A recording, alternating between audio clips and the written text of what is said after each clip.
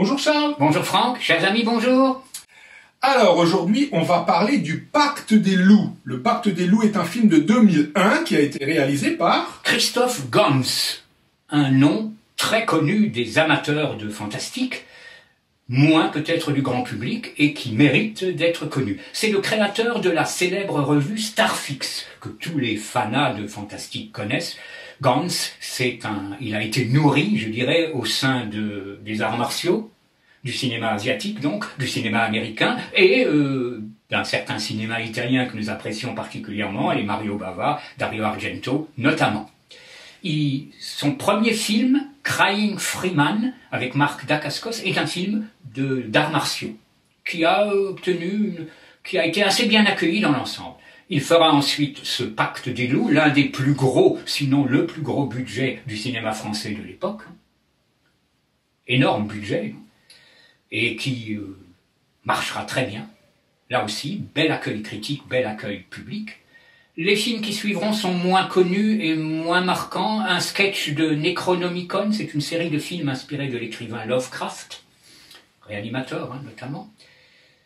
Silent Hill, d'après un jeu vidéo qui lui a été plutôt massacré.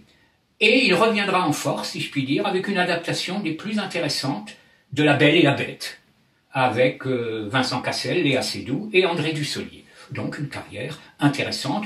À signaler qu'au niveau Starfix, qu'il avait travaillé avec pas mal de gens qui sont devenus réalisateurs, notamment Nicolas Boukrieff, réalisateur intéressant par la suite. Donc voilà, Christopher Gans. Ouais, donc là, le film fait référence à un mythe, le mythe du Gévaudan. C'est une bête qui aurait attaqué les habitants de cette région. Et dans le film qui se passe au XVIIIe siècle, avant la Révolution française, le roi envoie un émissaire, un naturaliste, un spécialiste des animaux qui est joué par Samuel Le Bihan pour résoudre cette enquête et trouver ce monstre. Oui.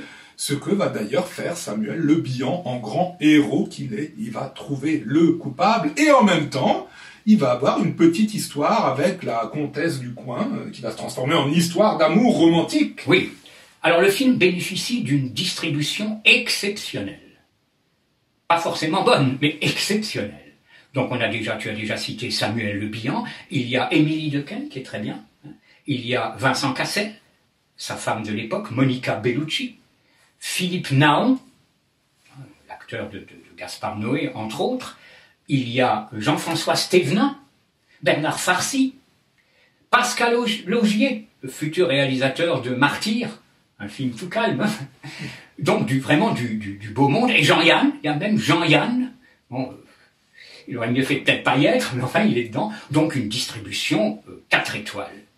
Ouais, la distribution, non mais le casting, il est... De toute façon, c'est un film qui est très très spécial, parce que il a été produit par Samuel Hadida. Samuel Hadida, c'est The Metropolitan Distribution, ouais, donc c'est un distributeur, un producteur très très lourd. Oui, il a produit du Tarantino, il a produit True Romance par exemple, Killing Zoo, Roger Avary, oui. Voilà. Alors, on a d'un côté Samuel Hadida, et d'un autre côté, Christopher Gans, qui était un peu nouveau réalisateur, et a eu l'appui, à l'époque, Canal+ était encore très très investi dans le cinéma. Oui. Donc il a eu plus de 30 millions d'euros, qui effectivement, comme tu l'as souligné, c'est un budget très conséquent dans le cinéma français. Et Gans, passionné de films américains et asiatiques, il nous a fait un petit mix. Oui, voilà, car c'est à la fois un film d'aventure, un film de KPDP, un film de kung-fu, un film de réflexion. Il y a un peu un mélange, et le mélange fonctionne. Le mélange fonctionne, pourquoi? Parce que cette fascination de Gans pour le cinéma américain a réussi à s'inspirer des qualités des Américains. Il y a des choses que les Américains font que personne d'autre n'arrive à faire, et je trouve que dans ce film-là, Gans, il s'est mis à la hauteur des Américains, et je suis très très très impressionné par toute la mise en scène, l'aspect esthétique, ce mélange kung-fu, thriller un peu fantastique. Vraiment, il a réussi comme les Américains. Bravo, chapeau bas. Ah oui, absolument, absolument. Par contre, il faut bien le dire, la distribution, alors ça va de l'excellent au très mauvais. Bah, le jeu d'acteur, bon, moi, de plus en plus, je suis en train de me dire que un réalisateur, ça n'existe pas. Franchement, dans un film, il faut un directeur d'acteur et il faut un réalisateur de la technique, de la mise en scène. Un directeur de la photo. Parce que combien de fois on a... Non, mais il y a des directeurs photo. Oui. Sauf que le réalisateur cumule toujours la casquette de metteur en scène et de directeur d'acteur. C'est ça, oui. Et ça, combien de fois on a vu un film qui est soit super bien dirigé, mais alors la mise en scène est d'une platitude abyssale, ou l'inverse. Et là, malheureusement ou heureusement, ce film, il est tout blanc et tout noir. L'image, c'est une tuerie. Oui. Ah non, mais sous la neige, sous la pluie, des mouvements de caméra, des ralentis à l'américaine, c'est fabuleux, c'est superbe. Et alors, toute la partie direction d'acteur... Ah, oui. Je vous prie de bien vouloir l'excuser, monsieur. Dès qu'ils se mettent à parler... Alors, il y en a qui s'en sortent. Oui. Il y en a, mais franchement, c'est des boss, chapeau bas. Moi, Bernard Farcy, Stevenin, Cassel et Bellucci s'en sortent pas trop mal. Naon, il est super bon. Émilie Dequesne, pas mal. Oui. Même si elle n'a pas la beauté d'une femme fatale, mais bon, elle s'en sort. Oui. Donc ça, c'est pour les côtés positifs. Les acteurs négatifs, je vais pas en parler, mais il y en a Ribambelle. Oui, je voudrais juste dire un mot sur Samuel Le Bihan, parce que bon, il y a un film qui ressemble un peu à américain, c'est Sleepy Hollow. C'est pas la même histoire, mais je veux dire, dans Sleepy Hollow, Johnny Depp est lui aussi chargé de mener une enquête. Donc on a le même départ. La différence au niveau de l'acteur, Johnny Depp, il est excellent, Le Bihan... Ben, Le Bihan, c'est pas Johnny Depp. Votre fils a raison, monsieur le comte. Cet animal n'existe pas. On en a déjà parlé en off avec Charles. Oui. En France, on manque vraiment d'un gars comme à l'époque, on avait un Delon, à l'époque, on avait un Belmondo. Il pouvait jouer le boss. Il pouvait jouer le gars qui se tape la belle nana, qui récupère le fric, le héros, le vrai héros. Et malheureusement, combien de films n'ont pas trouvé ce héros? Ils ont pris Samuel Le Bihan. Alors Samuel Le Bihan, nous, on l'a adoré dans Total Western, où il joue le héros. À la différence qu'il joue un héros modeste. Il joue un héros qui, à un moment, il y a un gars des quartiers qui vient, qui l'insulte, qui l'humilie, et puis il dit rien. Et ben, dans ce rôle-là, il fonctionne. Mais pas un héros prétentieux. Mais dans le héros qu'on va masquer, là, il va venir en Rambo, il va faire du kung-fu, il va se taper la belle nana, il va tuer le monstre, etc., etc. Je suis désolé, mais Samuel, faut arrêter les conneries, quoi. Alors, ils ont personne d'autre, ok, mais il tient quand même le rôle principal. Ah, oui. Et une fois de plus, le rôle principal n'est pas à la hauteur totale. Non. Il est bien, Samuel, il est bien. Mais il devrait être joué un peu plus modeste, Oui, c'est dommage, quoi. Et Jean-Yann, lui, il est carrément mauvais. Bon, alors Jean-Yann, on se demande ce qu'il fout là, quoi.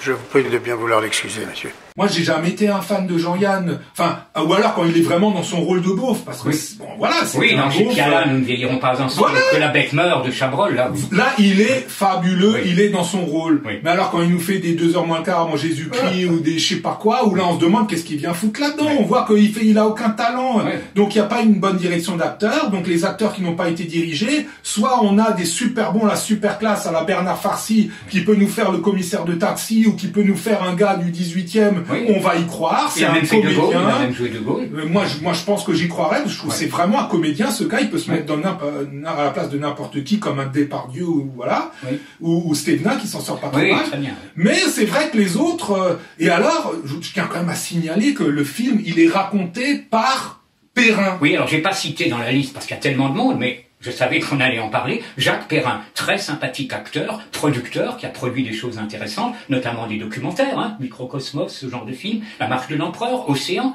qui est un acteur intéressant. Il a produit et joué Le Désert des Tartares, qui était très risqué. Alors lui, c'est le narrateur. Ouais. Et donc ça colle pas du tout. Mais non, ça colle pas parce que Perrin, c'est pas un comédien. Perrin, quand il nous raconte Microcosmos, c'est super. Mais quand il nous raconte le pacte des loups façon Microcosmos ou le dernier, ou je sais pas, le grand empereur, là, machin, mais non, mais faut arrêter. Mais moi, je décroche direct, quoi. C'est en l'an 1764 que la bête apparut sur nos terres édificiennes. Donc c'est un film, d'un œil, je le regardais complètement ébahi par l'aspect esthétique, et d'une oreille, je l'écoutais complètement dégoûté parce que dès qu'il parle, ça fait... Le pays de Gévaudan s'enfonçait peu à peu dans les ténèbres. En plus, les séquences de kung-fu, Charles. Oui, alors là, oui. Non mais sans déconner, c'est quoi? Alors c'est super bien visuellement, c'est super beau et tout, oui, oui. Et il nous ramène les sons des films de kung-fu des années 80 de Hong Kong, oui. quoi.